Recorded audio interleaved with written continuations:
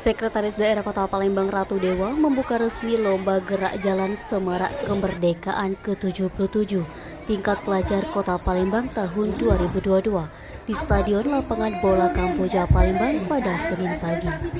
Rute gerak jalan dimulai Stadion Kamboja melewati KM 3,5 Jalan Sudirman, kemudian melewati RS Bunda Jalan Demang Lebar Daun, hingga kembali ke Stadion Kamboja, jarak yang ditempuh sekitar 5 km. Lomba dimulai pukul 7.30 waktu Indonesia Barat, menyesuaikan kondisi jalan protokol agar tidak ramai kendaraan. Ratu Dewa mengatakan bahwa lomba gerak jalan itu guna menyemarakkan hari ulang tahun RI ke-77. Naba, Sumeko TV melaporkan.